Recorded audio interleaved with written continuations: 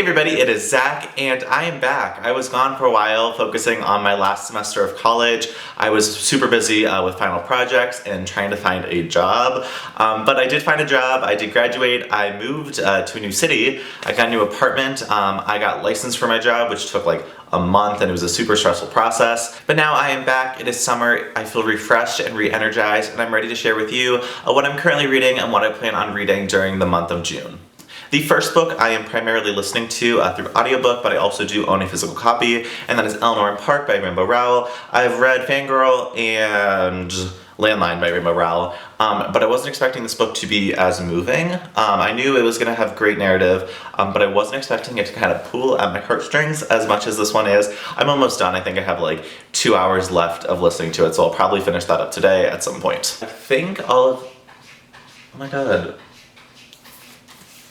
The cat is taking a poop. Was it a good poop? Was it? Maybe?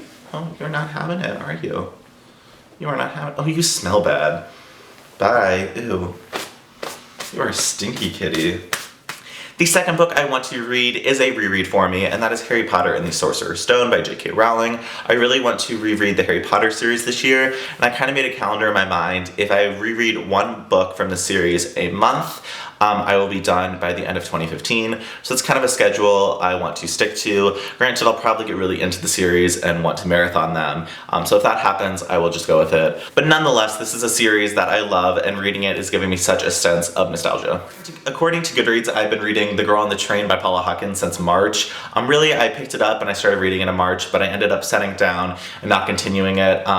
I do want to pick it up though again this month. I'm about 150 pages in. I'm probably just going to start over again and skim through the pages that I've already read just to refresh my memory. I'm really enjoying it thus far. I'm not really getting a lot of the thriller aspects because I believe it was compared to Gone Girl, but I am getting a lot of just like kind of creepy, weird vibes thus far, and I'm really intrigued to see how the story ends.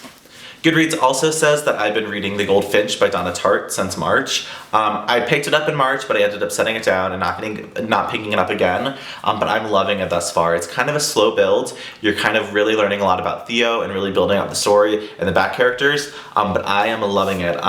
It's kind of a monster. It is huge. I initially was listening to the audiobook as well as reading it, so I'd listen to an hour and then maybe read 2 hours, but I think I'm just going to read the rest of it. The audiobook was good, but the narratives were really loud in some parts and then really quiet in others, and I normally listen to audiobooks while I drive, and I constantly found myself cranking up the volume and then lowering the volume and then cranking up the volume and lowering the volumes, because when the character Theo is whispering in the book, he's actually like whispering in the audiobook, so it's kind of really hard to listen to while you're driving. So I'll probably finish the remainder of the book with the physical copy. So I currently have Stations 11 by Emily St. John Mandel checked out through my library's digital catalog. I don't know anything about it. I believe it's about like a traveling like theatrical group or like traveling comedy group or something. I could be making that up. I just know I've been hearing so many great things about it on BookTube. Read Susie Reed has said great things about it, as well as Rincey Reads and so many other people, so I'm just very excited to pick it up and give it a read this month. Next I have Grace's Guide, The Art of Pretending to be a Grown-Up by Grace Helbig. Grace is a very famous internet celebrity. I picked this up in March. I keep on saying March.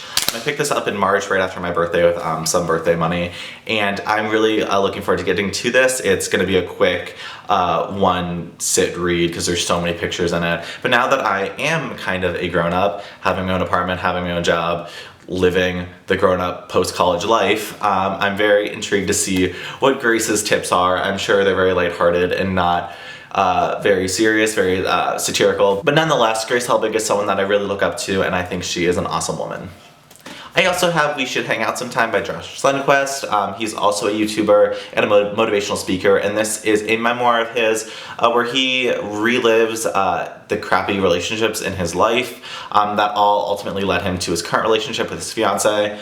I was meaning to get to this earlier this year, but I never did. I have watched Josh's videos for years, and I think he's super funny. The thing I really like about his memoirs is, since he is a motivational speaker, they really motivate you, and since his memoirs are written for young adults, I think it's a really, really impressionable age, and I think he's a great role model for young adults. So this is something that I really want to get to during the month of, I almost said May, the month of June. Next I need to finish Ignite Me by Tara Mafi. I started this like last August, and I never finished it. I think I might look up some spoiler reviews for both Shatter Me and Ignite Me just to refresh my memory, because I'm kind of not really sure what's going on other than Warner being hot shit. So I kind of need to refresh my memory. But I was really liking it.